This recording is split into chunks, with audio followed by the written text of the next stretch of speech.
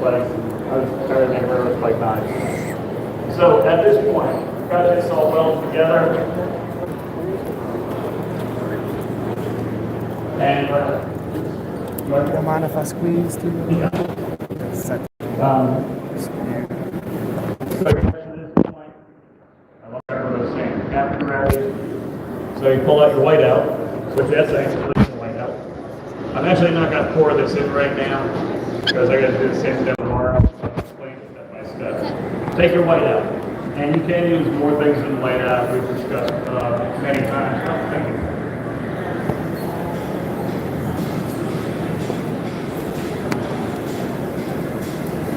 You can use stainless steel foil. You can use various spray paints.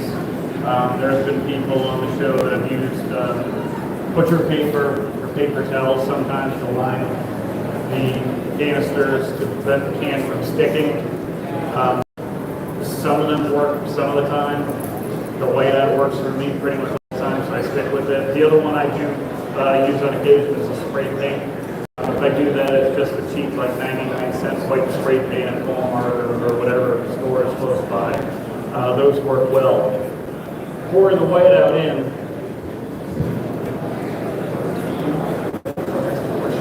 Okay. If y'all have questions, I am going to be walking around so you can ask questions. So raise your hands and I will come up if you have something that you don't hear or you need to know from Jay. One thing I will say about the whiteout, and this is a story I've been telling forever probably, some of you have probably heard it.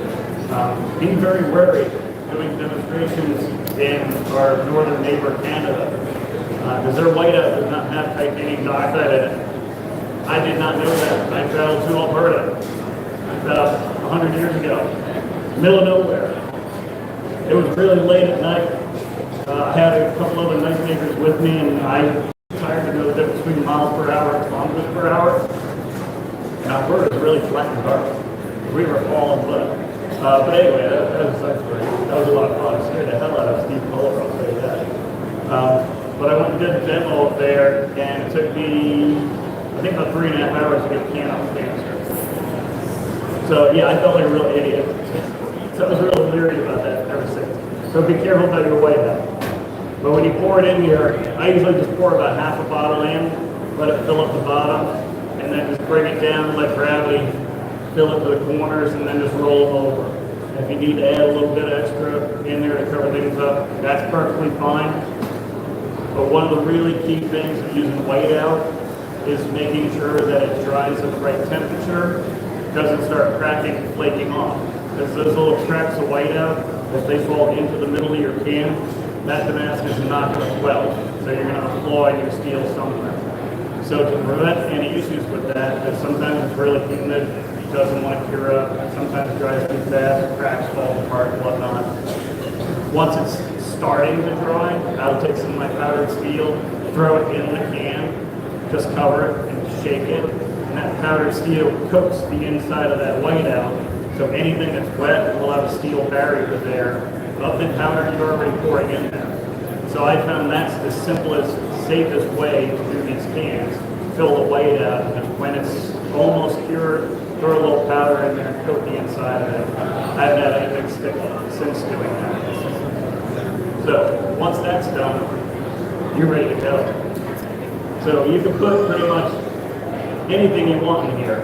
There's different types of powders. I prefer 1095 powder because it gives you a little bit more carbon content.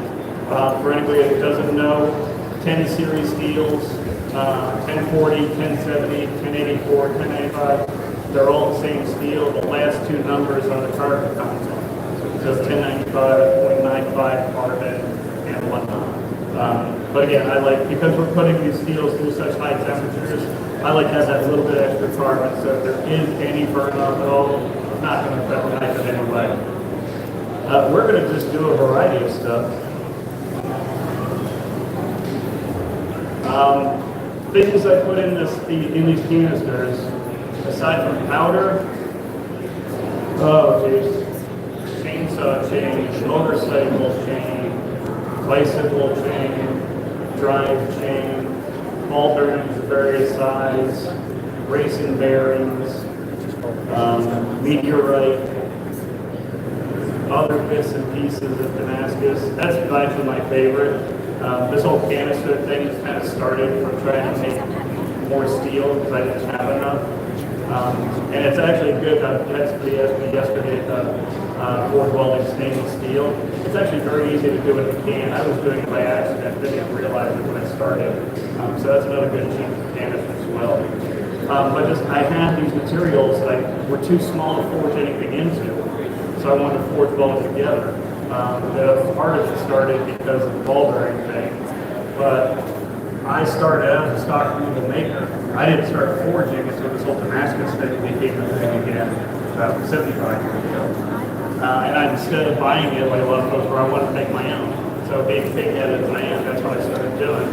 And I do probably for a lot of the time, I do at least probably 80% of my knives with Damascus. So I have a lot of cut-offs, nipped off pieces, hot cut pieces, and I just save them. And once a year, I've got people that have it, and I'll just clean them all up. When I did it, I would just soak them in vinegar for a couple days, get all that scale off, dry them, throw them in a can, and reuse all that Damascus that I worked so hard on the past year. I don't want to throw that stuff away. And, you can only make so many earrings and pendants out of scrap Damascus before you get sick of doing that.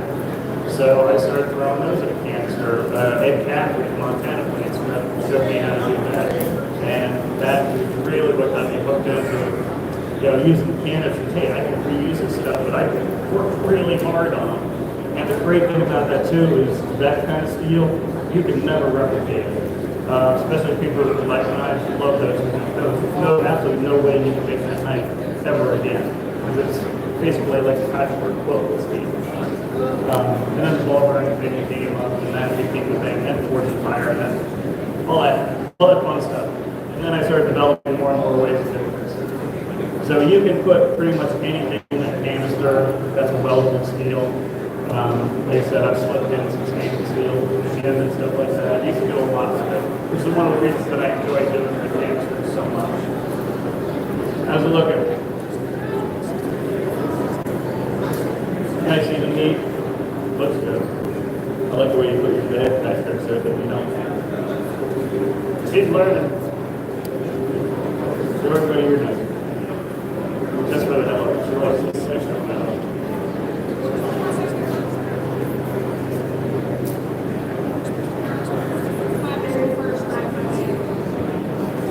So if y'all didn't hear that, this is the first knife she's made.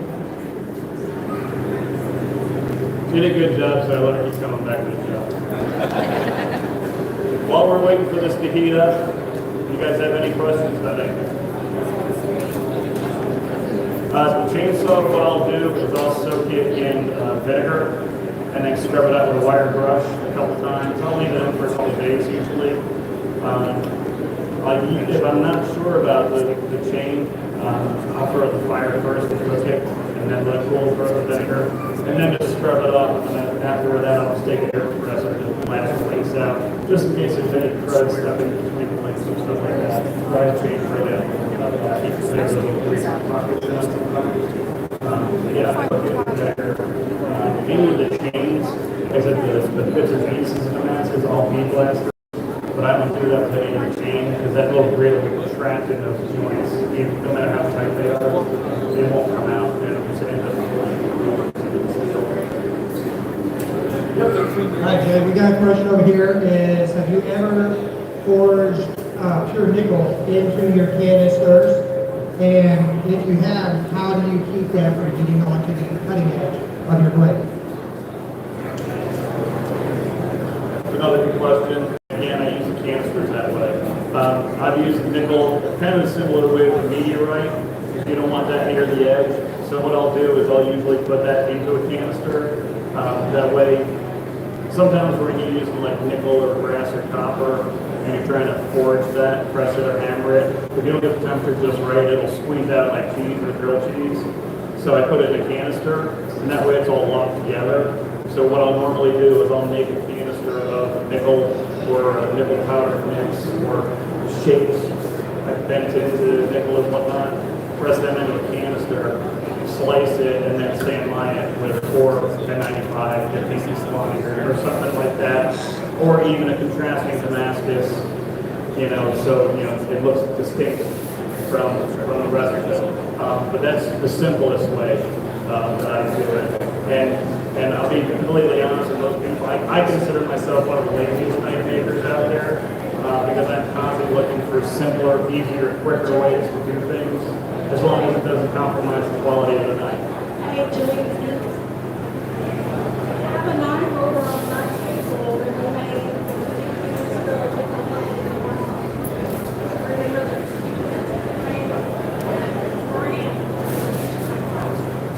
So I don't have to tell them now, you tell them. You just told them, I'm not saying anything. Now I gotta do half the talking too. I'm getting better at that. Pretty soon I'll be able to sit back and play with knives. As long as you hit me in the head, I'll be all right. Any other questions on the canisters right now? Get started.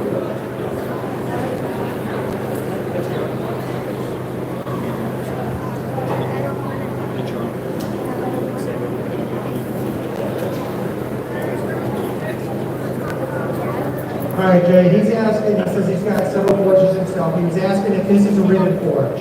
And I'm going to feel this one for you real quick. This is it's a type of rivet forge. This is actually, instead of being a long strip of a rivet forge, this is a round one. So it looks more like your shower head. So it's a more unique style rivet forge here. This is made by Clark Forges and Presses right here to our left of the stage. And the one you see on the stage, we have a silent auction. So you can sign up to take that forge home at the end of this show. So it gets up to forge welding temperatures in about 5 minutes. Also, Park Presses also, that's at our Texas shop. We should have a Texas shop that had this fall of them. But we got one of those presses in the shop. And nobody can touch, this year nobody can touch a big silver forge on top over there. So take it out home for me this time. Any questions before I start rambling on? Just got one go.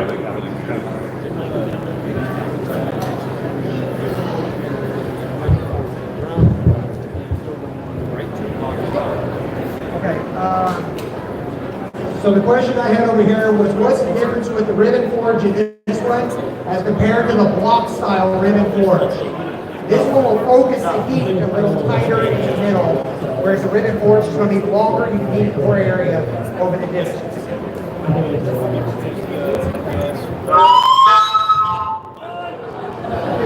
Good job, Jay.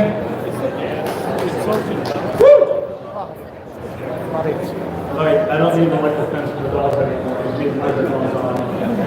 Wow, sorry about that, guys.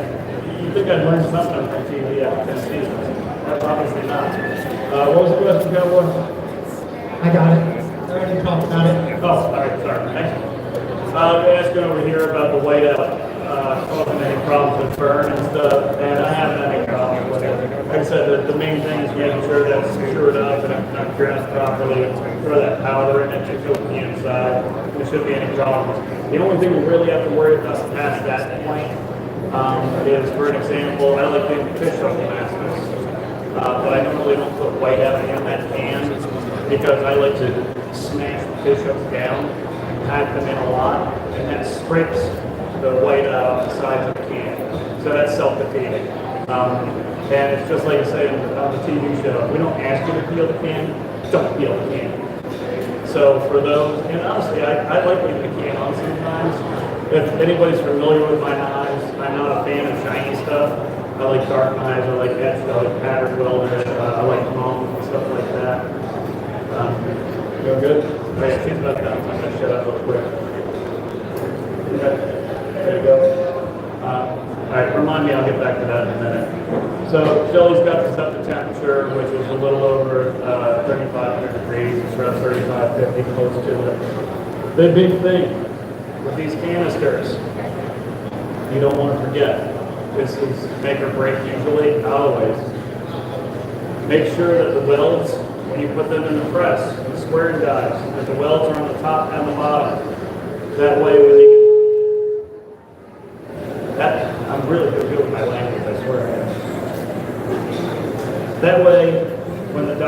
down and squeeze like Shelly's doing, you're actually pinching those welds closed. If you happen to accidentally put it with the weld on the side, there's a possibility with that much pressure, those welds will blow out on the sides. So that's the key thing. I'm sure Shelly is tired of me reminding her. I probably started doing it at 5 o'clock this morning. Okay, I had a question. If you don't know what the makeup is, a chainsaw chain that you're using, how do you adjust your heat treating to compensate for that? Most of the chainsaw chains, it's safe to base it on a 1095 or 10 series heat treat. Always test it. I don't have any professional equipment for testing steel, so usually I'll spark test it or etch it to see how it etches, because different steels etch different as well. That's how you get the pattern from Damascus. Those are the ways I'll. What else? Nope, I'll keep talking. Bradley,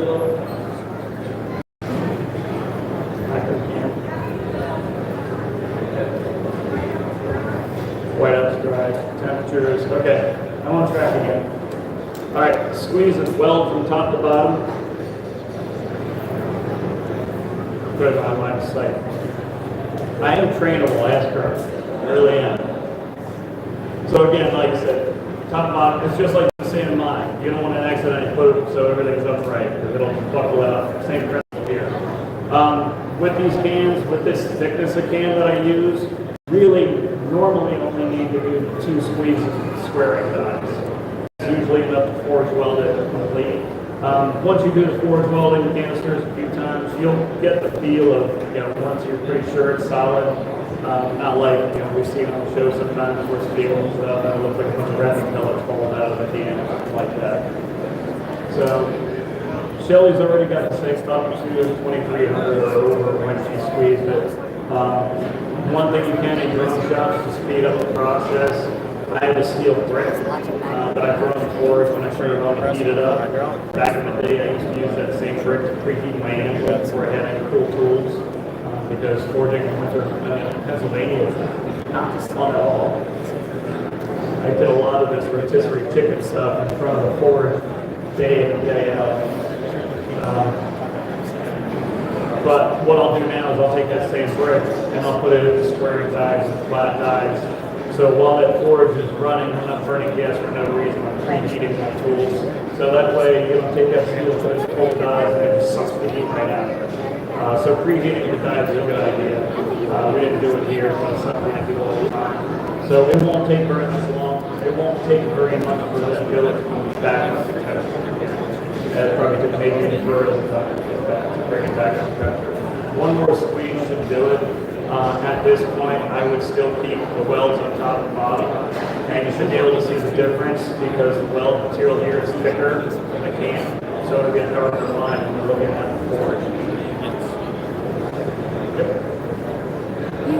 One of the other tricks that I've learned with canister Damascus, I think they will agree with, is when you're working it, how to get it up to temperature, making sure your core is at temperature, is along soap. But you also want to rotate your canister inside the fire several times. As you rotate, you watch the shaft. And when it goes from black, when you rotate it over to the cold part of the forge, how quick it heats up lets you know if the core of your metal is up to temperature and ready to go without damaging your metal. So we were just conversing. I was not my sweet over. Shelly's like, well, you keep saying 2, and I do 3. And the reason she wants to do 3 is because, like I just said, the dies are cold, the dies are warmed up. So we're doing 3 squeezes on that. Since that, after the 3 squeezes is done, we're going to start buckling the cans, which we did all other demos, but this is a little more fun. These welds are weak spots. Like I said, this is really just to hold the canister together.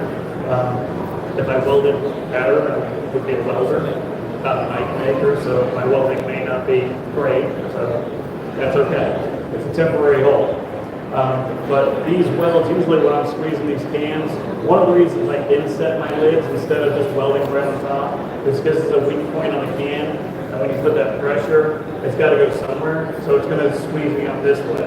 If you just weld the cap on the outside, it's more likely that the cap will just blow off on the first squeeze. So it takes a little more time, but I end up saving myself steel in the long run by insetting the cap and welding it, and it's a lot stronger. But eventually, usually that cap on one end or the other will start to break open because that weld is a weak point in the steel. So it's really nice. Usually one of these seams does the same thing. And the last few times I did these at home, that seam opened enough where I was able to just stick the tongs in, pull it open, and just dump it right out. So that's what we're hoping for here. The big key of that is buckling this canister, which Shelly's going to do after a couple more passes. So we can either answer some questions, or I can think of some cool TV show stories. Give a few stories? Okay. I was going to cowboy this off. Give me an idea. Episode, character, I don't want to talk about the guy who threw a chair across the set. I don't remember his name. That's probably good for legal reasons. Before anything else, I keep answering this question. Everybody's been asking me. The show is on hiatus right now. We are not canceled. There are a whole bunch of shows on hiatus right now because A&E is our parent company, and they own everything down from there. Even the production company that makes Fortune Fire for History Channel. And they're restructuring everything. So there's a whole bunch of shows that are on hold. And so once they get this all figured out, they'll give us a shoot date. And they've still got like 20-some episodes that Canada they haven't aired yet. I have no idea why.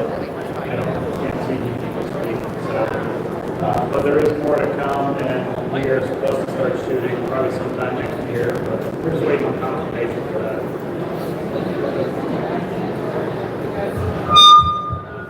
I don't know how to do this.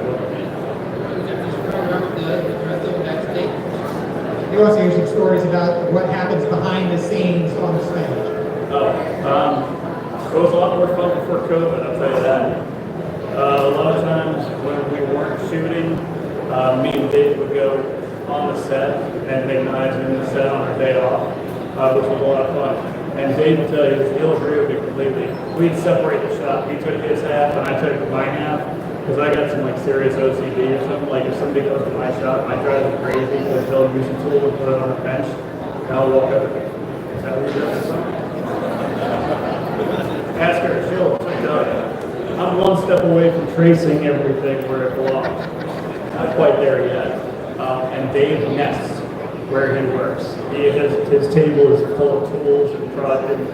That's the way he works. I work the opposite, so we just split the shop so it's nice and easy. But it's funny too. Dave will sit there, he'll work with some like blues or guitar and stuff like that. I'm on the other side of the shop with headphones on, listening to Iron Maiden and Judas Priest or something. It's like real yin and yang thing on those days off. It was a lot of fun. And then COVID came and messed that all up. So I haven't been able to go on the set at work since 22. I started flip napping. I started doing something. I'd sit in that trailer. I could only watch so many bad guitar movies in the shop, Well, Jay says it was fun for him as a contestant. It was horrible for us because we got on the show and we got to working. And there'd be a break. We come back to finish what we were working on, and they moved everything we were working on, and we had to start all over again. So as a contestant, it was a real pain from our side, Jay. Thank you very much. No problem. I had a few guys going last night. We were sitting around having burgers, and I hear this all the time. And I'm probably gonna go to hell. I love messing with people and just stirring around. Again, she'll back me up on that. And I always hear people all the time. When I got on the show, we were all talking. One thing we didn't want was canister, or the one thing we didn't want to do was cold forges. And that's what we got, and I kept hearing that, so I finally said, when are you guys going to figure out where that microphone is at? And then I walked away. Hey, no microphone, that just sounded good at the time. It made me laugh anyway. Pastor Shelley's going for press number 2. 1 second, please. Got a nice even color on that. hopefully the end cans will start popping out. We told Cowboy we don't need the chop sauce, so we're kind of committed.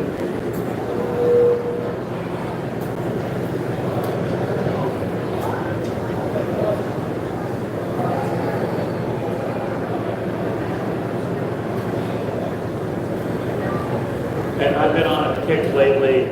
I'm trying to get out of it, doing big canisters, like 2.5-inch squares and stuff like that.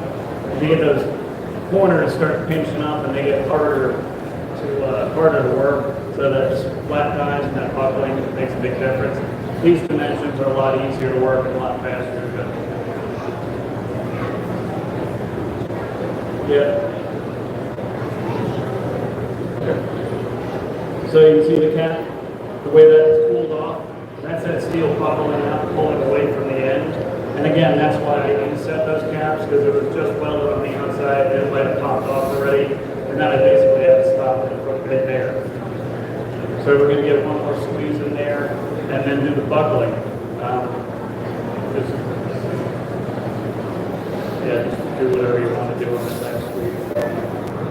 I'm not going to try to cover this again.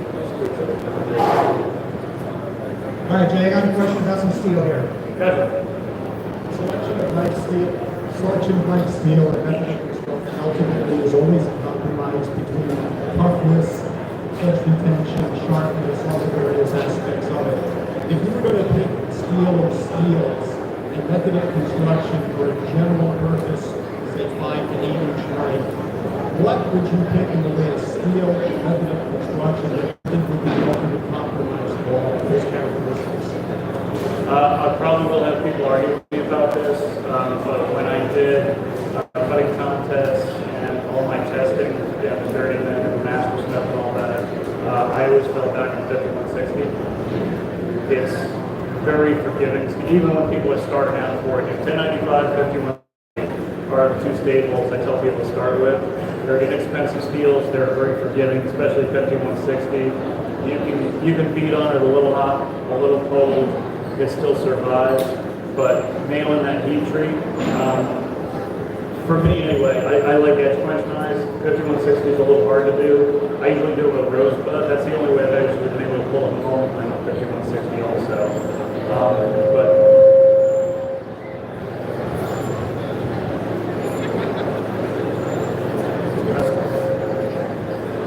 But overall, like you said, excuse me, as far as holding the edge, and really like anything from split wood, chopping, butchering and stuff, I like the 5160. And that's one of the few blades. It's like Canister V2. To my understanding, steel Canister V2 is like a fancier 5160 version almost. At least that's what I've been told. That was my largest rating. It's just a simpler steel to work with. And throughout the years, I've had the most success with that. Even my Master Smith Performance test knife, that Damascus was 70% 5160 for that reason. Because I had not had 5160 blade fail. I've snapped 52100s. That's a little trickier. I've got a video I was doing pre-testing for the show, which, by the way, all those horrible things we put knives through on the show, make it on the show that they did the nice stuff. When they get you in a room, say give your pre-test knives and say hack through that chain link fence over there, and have to sit down and talk to somebody. It gets a little ridiculous. And a lot of those blades obviously were 5160, the ones that held out the dust. So that's my backup. And as far as construction, a lot of folks believe that a full tank knife is as strong as you can. Full tank knife is very strong. I like hidden tank knives though, but when I do it, I step my shoulders down only about 8 to 3/16, and I radius everything, so there's no stress. Glue the tangs, glue the shoulders. That way I can put a guard on a knife, so not only can I have a good even knife that I can cut and slash with, now I can stab with it also. So that's one of the reasons I prefer a hidden tang with a guard. And like I said, leaving that thick tang on there, you got to do that fine balance between having a thick tang height-wise and not having it so thick where you've got very little handle material on the top and bottom. Then if you go whack at something, it could bust loose. So it's finding that fine for a lot of my knife making the last 15 years. It's been like 70-80% Damascus, and it was the same way with bang knives. It wasn't until I went through a bit of a slump a couple years ago, took a little bit of time off, and went back to it. I started with full bangs again. In the last 6 months or so, I just really started to get the bangs again. And now I'm remembering why I did so many of them. Because they're so versatile for use, and also as far as the canvas for things you want to make, you've got more versatility on that bang knife. Okay, Jay, I got another question over here. How do you prefer to cut your steel? Torches, saws, plasma cutters? I mean, Are you cutting it to profile or cutting it for stacking for Damascus?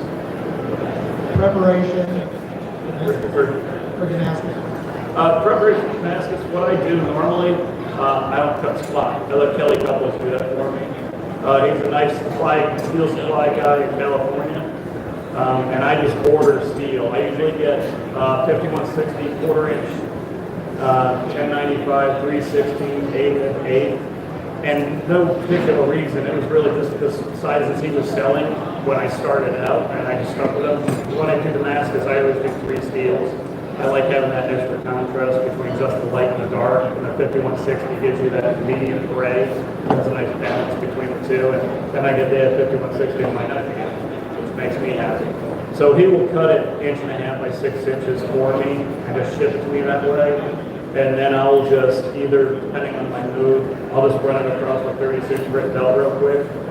And if I feel like taking the time, I'll throw the cabinet and bead blast it. And honestly, that's one thing that's kind of off topic for forging, but just general knife making and Damascus making. I was thinking about getting the big fancy milling machine, so that way I would not deal with grinding on a forge scale, which is always a pain in the butt. Another reason why I like canisters, no forge scale when you make it. A lot easier. But instead of spending thousands of dollars on that, I spent about $1,200 on a bead blast cabinet compressor, and I use that for so much more stuff. Even canisters, and I'll bead blast the inside of them, way out sticks better, bead blast hand material, and my Damascus. I'll throw it in there, I'll bead blast that, just cleans it up, it's nice, quick, and easy. And like I said, it was like $1,200 is really about 7 grand. So that's the way I prep the stuff usually. And then I just stack it, weld it up in the ends, put a seam down each side, put a stick on it. Kerosene, not flux. I don't use flux anymore because it just heats the inside of your forge. I just bought 2 brand new forges, maybe not much of them. So a couple of years ago I started using kerosene instead. The flux does heat away crud in your steel, but the biggest thing you want for that flux when you're forge welding is to make that barrier between the oxygen. You want to seal that can up. Again, like I said, when you heat that flux up, it melts and it becomes acidic and starts heating the inside of the forge out. They get tired of replacing it. Kerosene, all I do is I take my billet after it's welded. Sometimes I'll even wait till the welds cool off. And I'll just stick it in an ammo can full of kerosene and just leave it there for a couple minutes.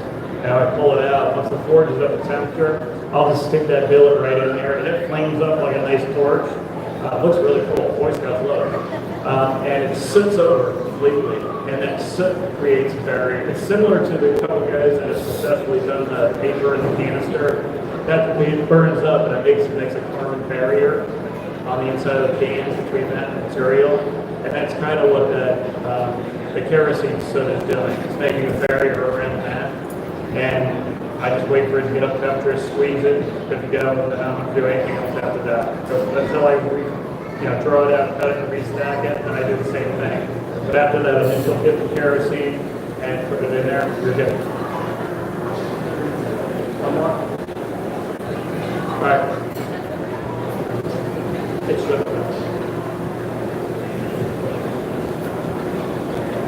All right, Jay, while she's doing that, we got a new Smith over here asking, can you get canister Damascus without a hydraulic press? Yes. Not long. No, you can. Give some suggestions.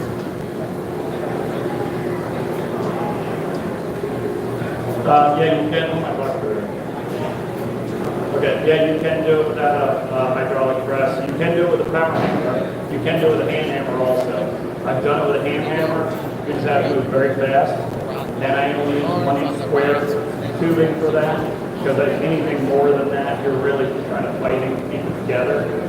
The problem with that is you wouldn't get a lot of steel, but what I did to relieve that was use two or three of them at the same time, and then clean them, stack them like laminate the master, so you can put more mass and fill it and still do canisters, so you'll get that kind of pattern that you're looking for, using the material that you want to use.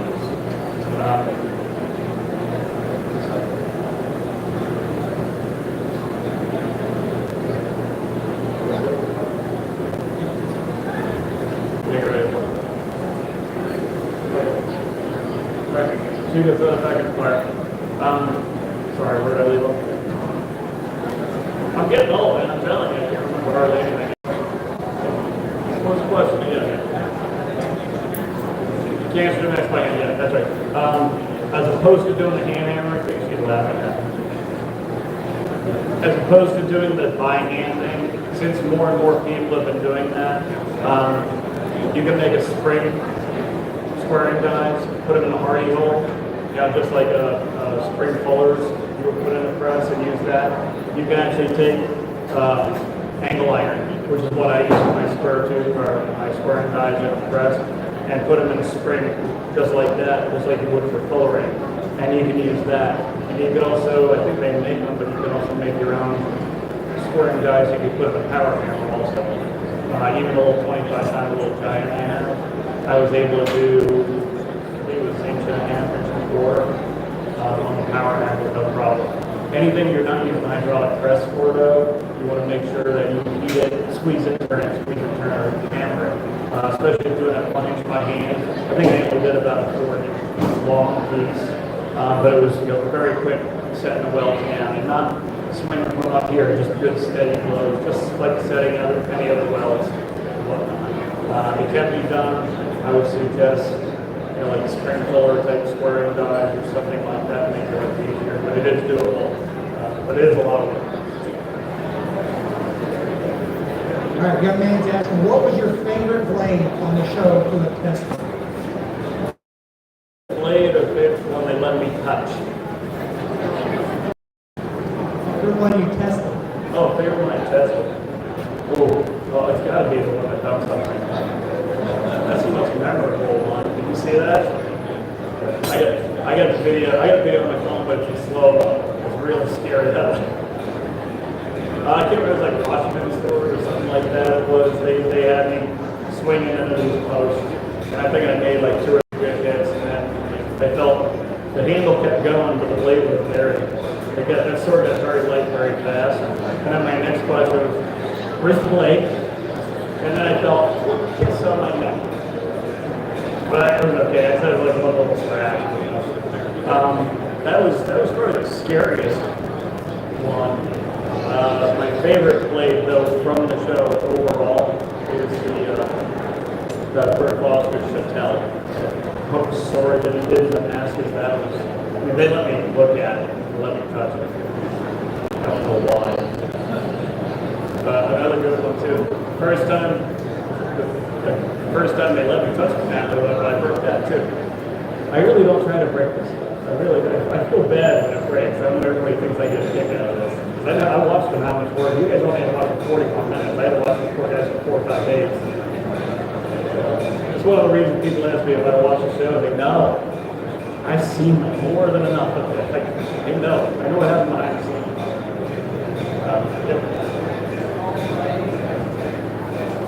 I'm sorry, I couldn't hear you. Trying to stay between. What happens to all the contestants' blades from the show? I never saw mine again. Yeah, I don't know if you ever will. The network owns everything. So yeah, it's TV. They keep everything. It took the first season or 2, I can't remember which, David, I remember. The runner-ups didn't get anything at all. So, some of these folks would take like 2 weeks off of work and go through this triumphant event, we'll call it that.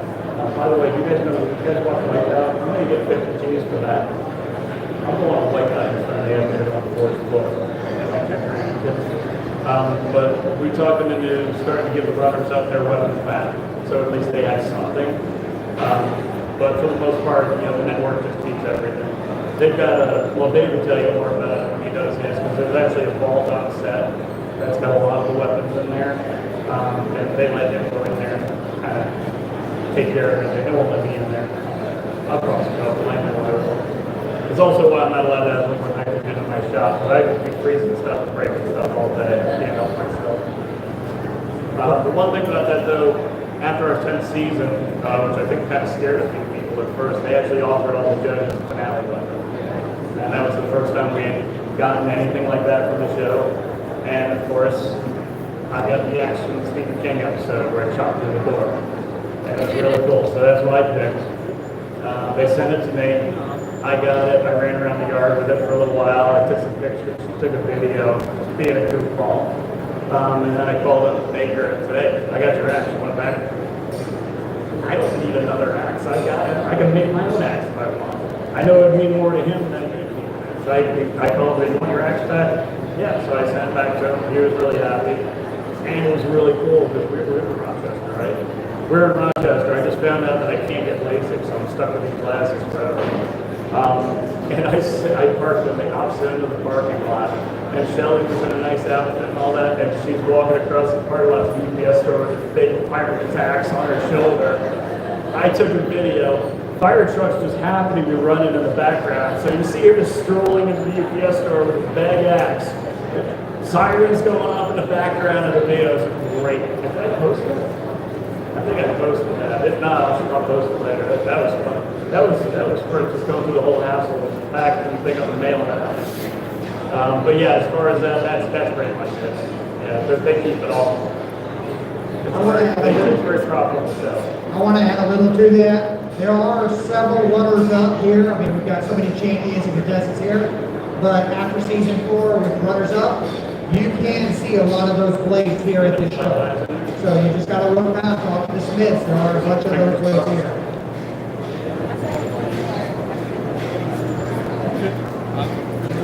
I know. Alright, I'm already in trouble. Shelly, we're gonna start buff off. Shelly's got flat dies on there. So now this can should be one solid piece of steel on the inside, and that can should be loose. You can't tell right now because we're squeezing it on all 4 sides at the same time to make the forge weld that we want. Now she's got the flat dies on there, and she's intentionally putting the corners upright on the flat dies to squeeze buckle the corners of the can. When you squeeze those corners, these flats start flaring out. And the more you turn it and squeeze those corners, the more the steel spreads. And I'm sure you guys have seen videos before. If you spread that steel enough, that can's loose, it'll just fall right out of the can. That's basically what we're going for here. We want an end to fall open. The can just spreads those holes out, or one of the welded seams to open up so we can just peel it open and drop it. And that buckling is really the biggest key, final key to getting these canisters off clean. So you got a seam right there. If I get close to steel, apparently the microphone goes off too. Not steel. You can see right here that one seam started opening up. So when she puts that back in there and starts heating that up, it'll start opening it more and more. And again, like I said, hopefully the last couple I did, it opened up almost like a lid. I just took pliers and just peeled it up. Yep. So right now it's just a matter of heating that and squeezing those corners and spreading that steel more and more. The nice thing about it is it all moves a lot faster because the steel inside is already forge welded. If it's not forge welded now, you're kind of in trouble. So all you need to do is actually this skin of this can that's already gotten thinner from burning off and being compressed in this. So just wait for that can to get red and then keep going. It does still take a couple minutes though. All right, Jay, I got another question. If you're working on blades and things like that, when can you stop or when do you have to keep going through the process when you're playing in the fires? As far as? When you're making a blade or whatever, can you just stop at any point? Damascus, can you stop at any point on that? Like if you just start out and you start on a night, you're not going to finish, you're not going to do what process can you lay down and be safe to come back to it? Spray with WD-40 and walk away as long as it's not hot to the touch. That's all I do. I got, random nails and hooks all over the shop, I'll spray with WD-40 hang it out. As far as relation to that with these canisters also, because it's something I was going to get to, just like the ones that we brought with us, I put those together about a week ago. Once you pack those and weld those, the easiest thing to do, the vent hole that you have, or any place you think you might, put a little clear nail polish over it. That'll seal it up, and you can stick that up. I've put those up on a shelf for a month or so, no problem. The nice thing about the nail polish, you don't have to do anything. You can stick it right back in the forge, that burns off, and then your vent hole's open, you're good to go. That's actually prepping Damascus. That's the easiest way to store it for any time. If you were doing laminates or something like that, I would do it like any other blade. I would spray it with WD-40, wrap it in plastic, and put it aside. I actually go through a lot of saran wrap. I would normally wrap, because I do a lot of edge blades and homes and whatnot. They're very easier to mark up with chemicals and whatnot.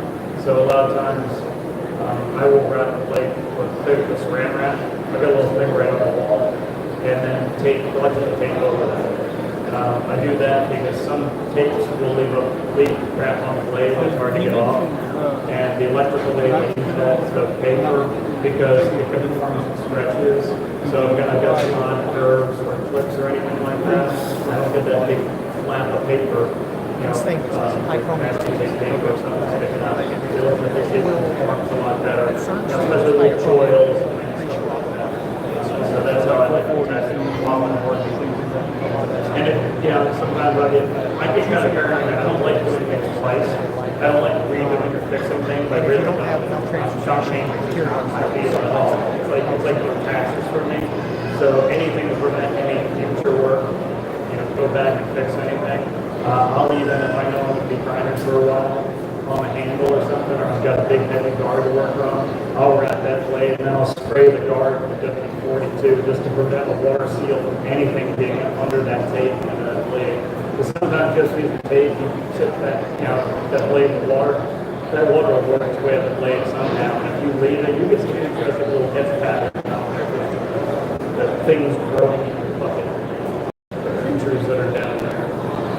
But yeah, those are the best ways for those that I can think of.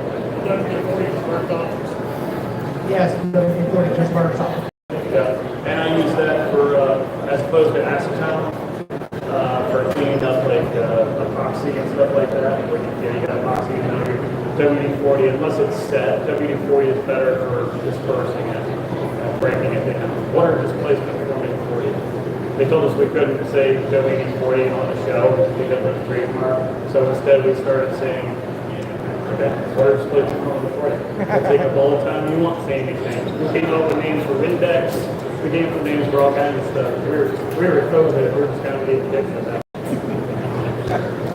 All right, Jason, he was asking, mentioned nitro earlier, for freezing rates, cryo test.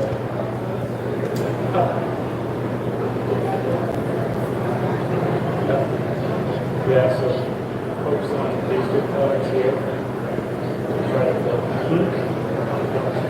Yeah, we want to get that spread up.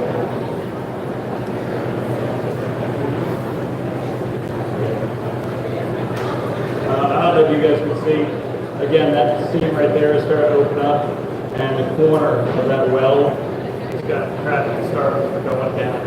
So she's going to do it again, and again, this might take a few times to get this separated. But it's getting there. Well, if you want to grind it, you can. I need it to squeeze it. Try it. Shelly did remind me that I sprung something new on her at the last minute, so if it doesn't go right, it's my fault. I'm okay, I'm used to it. I've married twice. Everything's my fault. I'm okay with it. Okay, Jay, going back to the nitro, so you mentioned that earlier. Is there any benefit for the nitro on use with the blades? A lot of times, as far as my knowledge, using nitro for stainless steels and whatnot, I've never used it for the cryo quenching. I don't know how many, I don't hear about it very often, so I don't know how many people are still doing it. If it's still, there's a lot of people still doing it. Yeah, there's a lot of people still doing it. Yeah, I don't hear about it very often anymore, but probably because it's not something that a lot of people that I talk to. You got to use a lot of stainless. Yeah, I mean, I've done stainless and I've done it. She wants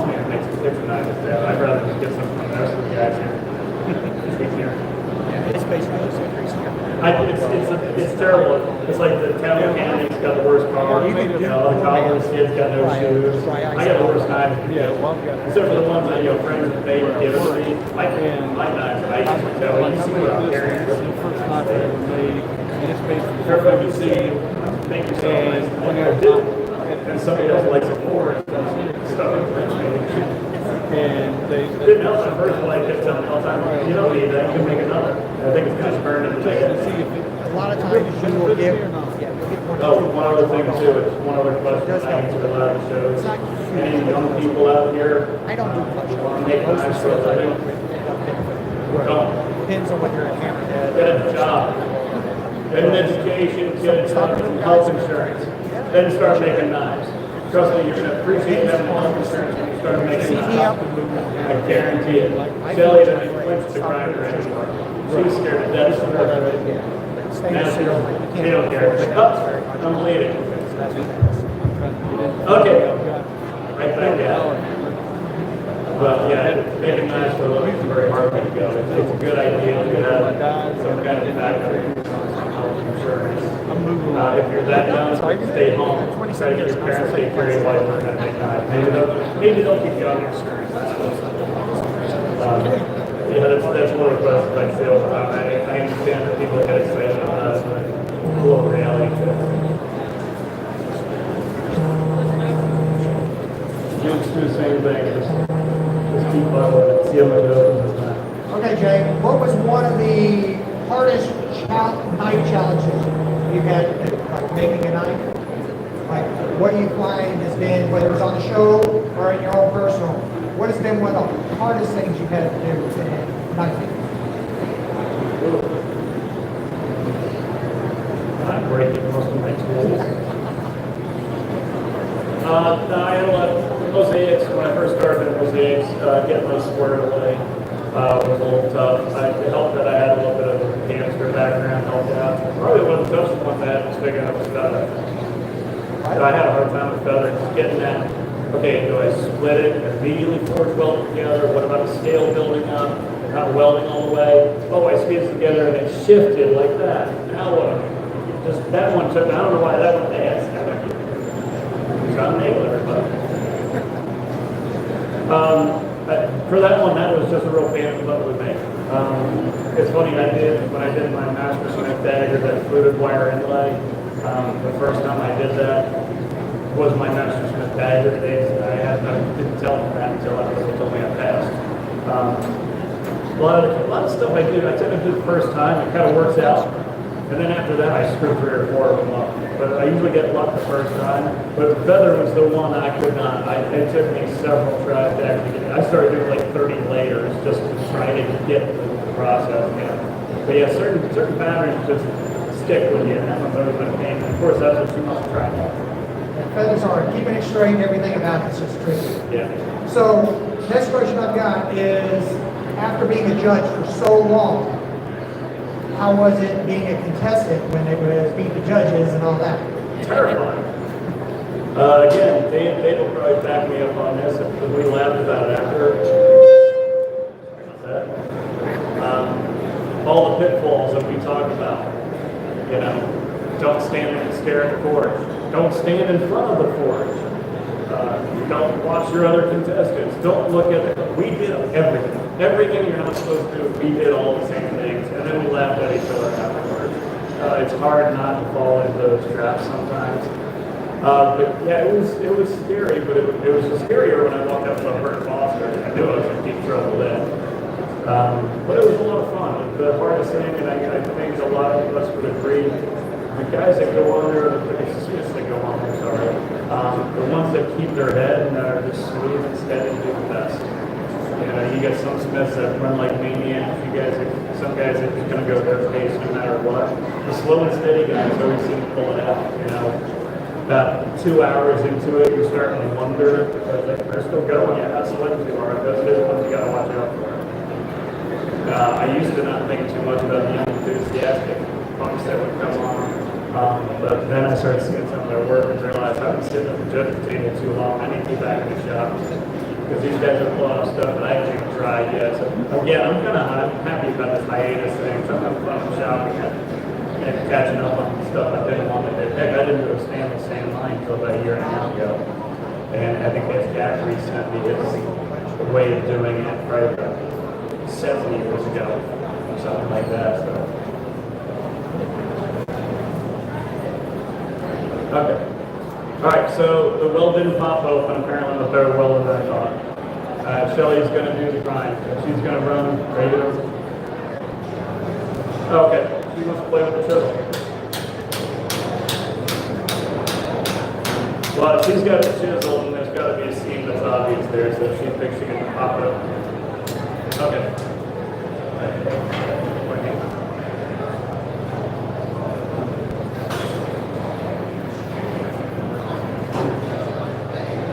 So she's going to try to take the chisel and split that seam open.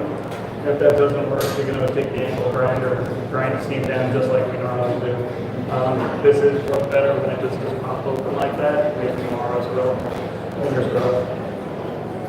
All right, Jay. So, who comes up with a lot of the challenges? Kind of a two-part thing. Who comes up with the challenges, the tests, and I know y'all do some of the blades, like you were saying earlier. You have to test your blades. Like when you come up with the idea for making a knife, or what it's going to be made out of, who comes up with that? In the beginning, it was mainly like me and Dave, me and Dave and Jason and stuff like that, being the actual makers. But it's like osmosis, like the cameramen. They start picking this stuff up. So eventually, production was what we call the challenge team. The people that took care of the testing of the weapons, they started suggesting ideas, and then their suggestions became pretty good. So they started getting more and more of it. So we basically advise now. We come up with most of the stuff. I mean, we come up with ideas just like they do. Say, hey, here's a cool idea. Let's try this. Like when we decided to start lighting the barrels on fire, that was my idea. Of course, just because I thought it would be cool. So we'll do that. It's kind of a combination. But at this point, they've done it for so long, and a lot of the people that have worked on this show have worked on it through all 10 seasons. So they've taken a lot of that. We basically advise on it. Like I said, once we got an idea, we're going to try. That was the second part of the question was, did y'all try stuff that's failed, that you couldn't do? Oh yeah, there's been things. There was a lot of, not just pre-test knives, but they said, hey, we've got a challenge. Jay, you got a big red spot with your shot, don't you? So I would do a lot of testing to see if it actually could be done. We will never ask testers to do something that one of us on the set cannot do ourselves or haven't done ourselves. Good, right? Okay. You got almost halfway.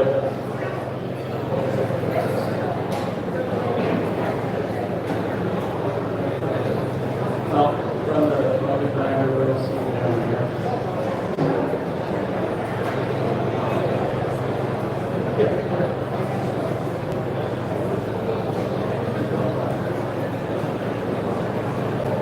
Unlike a lot of the contestants, so Shelly was concerned with which direction the sparks were going to fly. Just think about you guys. I don't know how many times I've seen guys on the show that start grinding away and the guy instantly. I got a story on that one, Jay. Actually, when I was on the show, the camera crews, a lot of y'all don't realize how many cameras are on the show. It's like 32 camera crews sitting up on that show. I'd be grinding maybe between my legs, over my shoulders, or everywhere. And I had set up on the angle grinder and made all the previews for the first 4 seasons. I was on all the commercials. Because I went to angle grind, and the camera crew made out, I told them, I'm going to ruin your camera, you got to move. And they wouldn't move. And I told them 3 times, and I'm like, I'm going to talk. So I just laid their sparks, and I'm probably wearing one of their lenses, very expensive lenses. And then I got so frustrated with these guys being all over. This guy's over here, and I'm chasing them around. I just sat there for 5 minutes, took a breath, and chased them around with the sparks. When the camera crews moved, I'm just throwing sparks everywhere they were at, just to get them away from me for 5 minutes. There's booster tails going all over the place. Right? Yeah, it's funny. The camera crew, they are, when you're out there working, they are a pain, but it's amazing. I mean, these guys, it's mostly guys. We have a few ladies, but mostly guys. It's like camera people kind of cycle through a little bit, but most of them, they're mostly with them. These guys are doing yoga before they start shooting because they're going 3 hours. Like you said, they're playing on their table, they're taking on hostage, some of their food getting down, the other one just getting crazy shots. So they do great work, but yeah, they do get in the way. They got to be careful too, because they really, their whole vision is right here. So it's kind of the fact that they don't get hurt a lot more is pretty impressive. For the first game. Yeah. They all want forwards though, I know that. We're trying, again, I don't know why the TV people are so tough to deal with sometimes. Everybody in the camera crew, when they started out, they really didn't know what was going on. Because, nobody really did. Me and Dave were the only guys that worked with steel on a regular basis on the show. I was even a full-time guy. But after a couple seasons, because I'd point stuff out, because I got, bugging my ear and mic, so I'd be like, oh, this guy at the table is about to do this. I could call it pretty well, because I've made all the same stupid mistakes already. But after a while, the camera guys started catching on this. They'd be doing, we'd be talking, the camera guy would take him and shoot up in the air, and he'd start pointing. After a couple episodes of that, I was giggling, like, oh, these guys got it. And then next season, they were like, when can we forge? I was like, oh, let me talk to production and see what I can do. I was thinking it'd be great to have all the camera guys, before the camera guys, bring them out there, not teach them anything. So let's see what you learn. And let's go to town. I think it'd be a great episode if they won't do it yet. All right, so back to the old-fashioned life.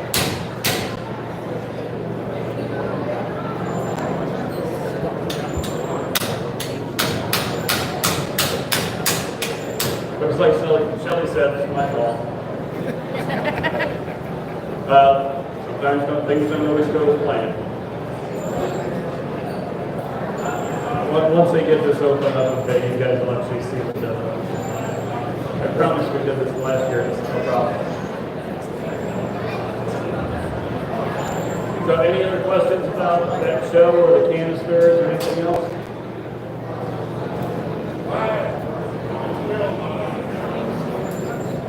We'll have enough. We'll have young wife and a brand new baby, and they're in California. And between the brand new baby and a couple of health concerns with his wife traveling back and forth, which wasn't cutting it, and then COVID on top of everything else, and still the past was done and wanted to be with his family. And he's got other projects that he's been working on and stuff.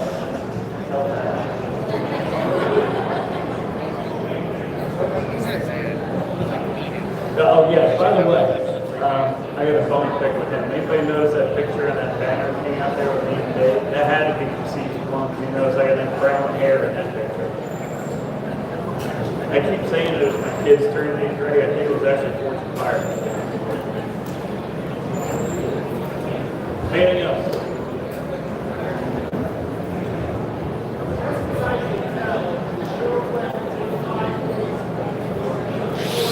Yep. It was kind of they were trying to, especially with scheduling for Smiths from different parts of the country, logistics is really a big pain in the butt. And then, us and the judges and that, believe it or not, they don't think we have lives outside of the show that we do. So scheduling everything is a pain in the butt. So they try to look for ways to compress things a little bit. We experimented with that first. Because it used to be 3 hours for the forging and 3 hours for the handle. So we cut the handle down to 2 hours. And after we did that for probably 4 or 5 episodes, it really didn't seem like there was that much of a change in the quality.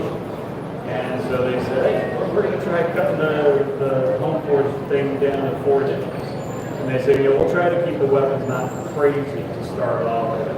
It's still going to be a challenge to do, but nothing insane. And again, they did it. The quality they were bringing back was just as good as what we were getting when they were gone for 5 days. And it's like everything else. I mean, if you wanted to do it with fire, and one of these, you should have shown up in season 1. It's just going to get harder. I mean, back in season 1, they would ask me, okay, what's the challenge on this one? They have to do file work. Okay, that's the challenge. We give them a pristine bar of 1095. You know, now we have them, you know, ripping coils out of cars, you know, cars that we had lit on fire, all kinds of insane stuff. I was not involved in these projects, so you know, I don't know anything about that until I watched them. So no blame for that. I absolutely refused when they brought up the Klingon two-handed sword thing. I don't even know what they call it. That's it, yeah. They talked about the finale about that. I said, what? I ain't doing that. If you call me when you figure out how to use lightsabers, I'll be interested. I will go.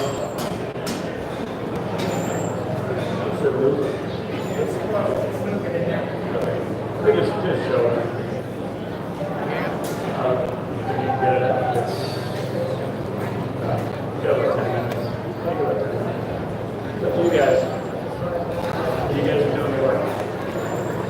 This is one of the things I noticed about Nike, because this is one of the reasons that Shelly's still in my shop.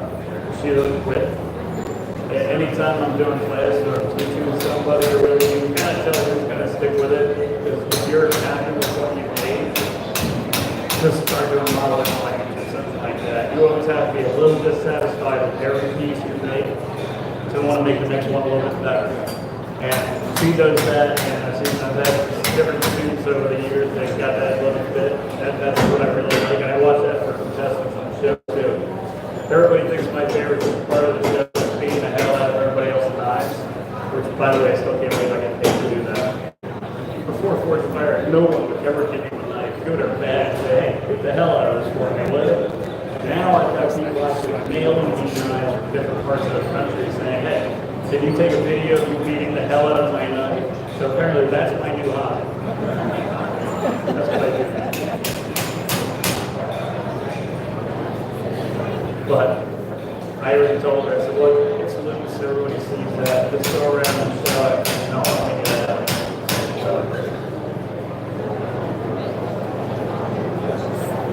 You get that whole right there.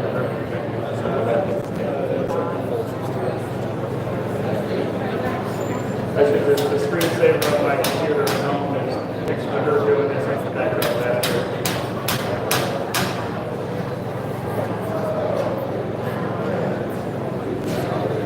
Another point too to make, see what you're doing there.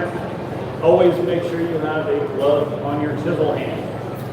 Because if you slip the hammer, it really hurts actually your knuckles. If your hand slips, it goes across those seams that are sticking up, that nice sharp metal. I don't like having a glove on my hammer hand, but I always have one with chisel. I believe it.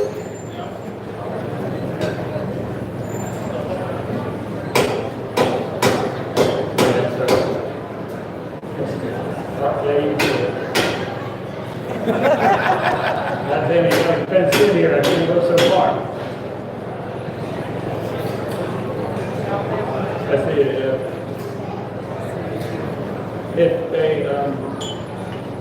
If you throw it with heat.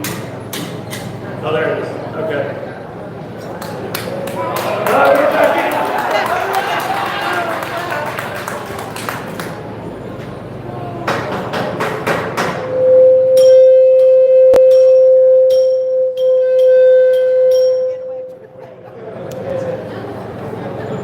I'm getting used to it now.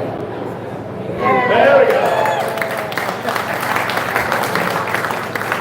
All right, took a little bit longer, but Shelly will come down and show you guys. Just don't reach out; it's so afraid not. That's one thing that's hard to remember when you're starting off. Just because the steel's not red doesn't mean it's not hot. Pick it up a few times, you'll remember quick.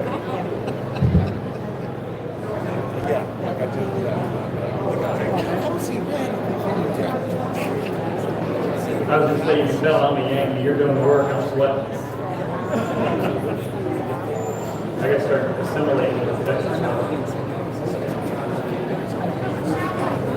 I'm not moving to Texas. We're going to snowbird it because I've got the shop up there in PA and the house and all that. So I figure, and Shelly's got basically the same property I have. End of a dead end dirt road. It's a building already, so we converted that to a shop. So when it's 6 degrees in Pennsylvania, we'll be down here. When it's 106 here, we'll be up there. Kind of figuring right about after this show, Canister and this show, this will be our time to hit that PA after this. And then there's a show in upstate New York called Maker's Camp, which we can really enjoy. And it's not just knives, it's leather, wood, knife making, glass blowing, flint knapping, printing, anything you can make by hand. There's different tents, different classes. You know, we went around, did a ring making class at one of the booths and then showed them how they pinky rings for all the women in the family and prisons. It was really cool. And anybody that's come back there, you know, we did the Canister and all that. I mean, I spent like 3 hours on channels like that, but these 2 dudes, I don't know where they're from. They were having a good time. I was just like doing a set without watching horror movies. Made a lot of noise. But that in the fall, that's going to be like our we'll do that and then we'll pack it and we'll head down to Texas. So we got to figure it out. Shelley just finished her master's right in Pennsylvania, just because we're moving here. And then we're going to get Texas over. We told everybody we kind of positive this year, but we'll get back on track. Yeah, personally moving to Texas. My tax person told me I might want to become a resident just for tax purposes. So I said, one thing in Pennsylvania tax when you're making 9 in Texas half the year. They're like, okay, as long as I can get a different license. That's the worst case I got. Okay. I just want trees. I want trees and hills, that's all I ask for.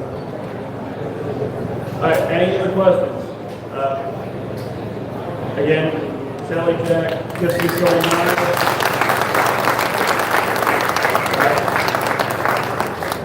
She, last year was the first time she put knives on the table, right? Last year was the first time she put knives on the table. She had like a half dozen or so.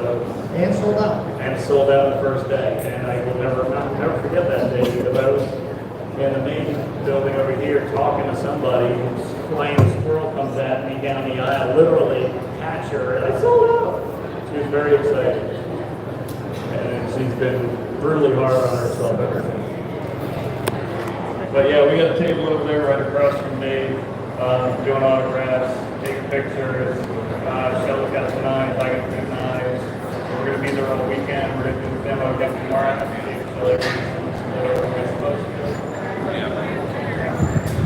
And appreciate it, guys. Like I said, we'll be here all weekend. You got any questions or anything? Feel free.